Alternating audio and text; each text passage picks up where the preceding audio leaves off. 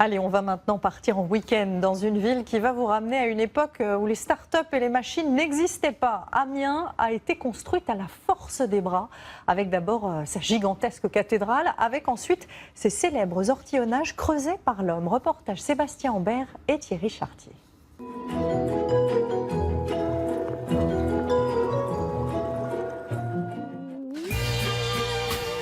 Amiens est une ville étonnante, attachante et surprenante. Discrète, elle ne fait pas beaucoup parler d'elle, et pourtant, dans chaque quartier, se cache un trésor. Mais ce qui fait la réputation d'Amiens, tout d'abord, c'est sa cathédrale, évidemment. Un joyau de l'art gothique, c'est notre incontournable. Bonjour, Sébastien. Bonjour. Enchanté, Sébastien. Enchanté, de Sébastien. De Sébastien, oui. Bon, vous êtes guide conférencier ici. Et alors, est-ce qu'il est vrai que dans cette cathédrale, on fait rentrer Notre-Dame de Paris? Nous avons à Amiens un volume de 200 000 mètres cubes. Oui. Le volume de Notre-Dame de Paris est à peu près de 100 000 mètres cubes, ce qui fait dire aux savants que l'on peut mettre deux fois Notre-Dame de Paris Incroyable. dans Notre-Dame d'Amiens.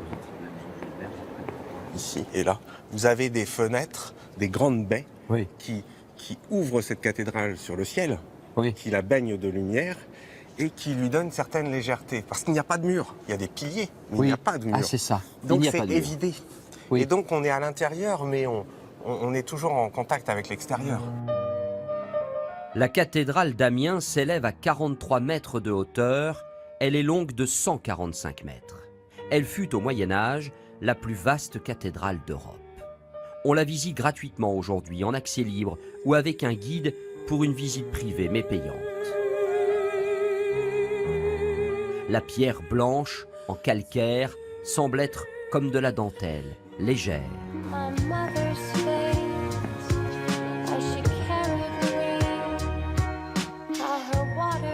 Autre beauté, les vitraux, dont certains datent du XIIIe siècle, miraculeusement conservés malgré les guerres, les bombes et les invasions.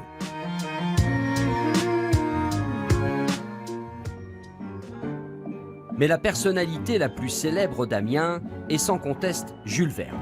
L'écrivain a vécu ici après son mariage avec Honorine, une Amiénoise. L'une de ses maisons se visite, l'entrée coûte 7,50 € et on pénètre alors dans l'intimité d'un géant de la littérature.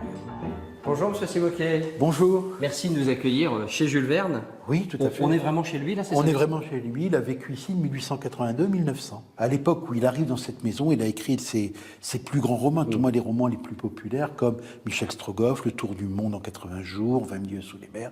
Il est connu dans le monde entier.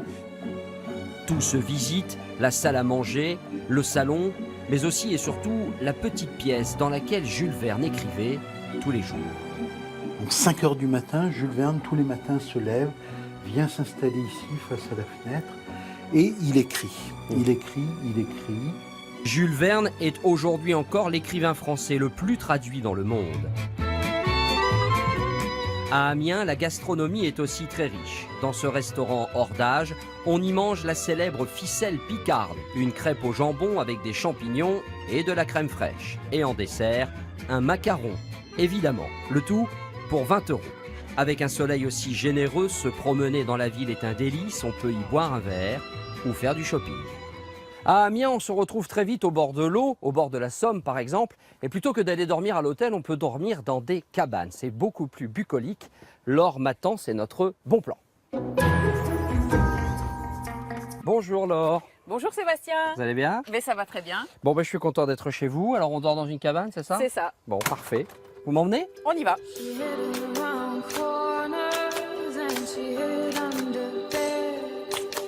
C'est très grand ici. Oui, c'est un domaine qui fait environ 1 hectare, qui est sillonné de canaux. Et combien ça coûte alors une nuit chez vous? Alors une nuit pour un couple, c'est 120 €. Donc, voilà mon petit chez moi. C'est ça, C'est superbe. la cabane Oh là là. Noiret pour ce soir. Avec son carrelage. Ah oui, c'est charmant. Ah oui, parce que là, en effet, de la fenêtre. Ah ben là, on peut pas être plus au cœur des ortillonnages, hein. Ah oui, là c'est quand même un tableau en fait.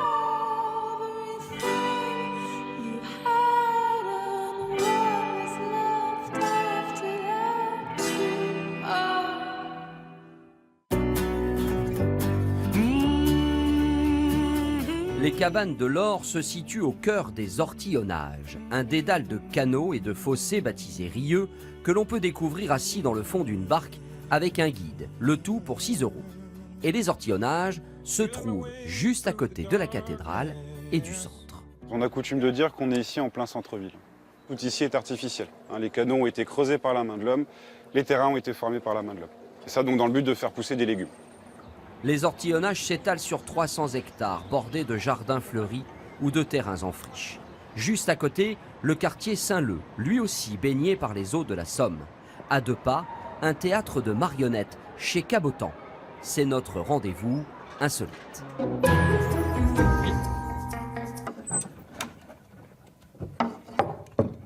Salutaire tous la compagnie. Je mets vous quinter une canson chez Cabotan d'Amiens.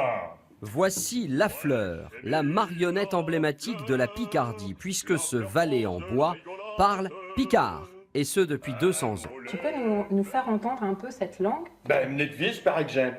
Exactement, la devise. Alors, Mnedvige, c'est bien boire, bien mocher, puis ne rien fouer. Qu'est-ce qu'il vient de dire là? Bien boire, bien manger et ne rien faire. C'est sa devise? C'est sa devise. C'est chaud. Chez Cabotan propose chaque week-end des spectacles avec ses marionnettes à tringles et à fil. Prix de l'entrée, 10 €. Avec la visite du beffroi et de la maison de Jules Verne, une ficelle picarde et un macaron, une nuit dans une cabane, la visite des ortillonnages et l'entrée du théâtre, un week-end à Amiens vous coûtera 167 €.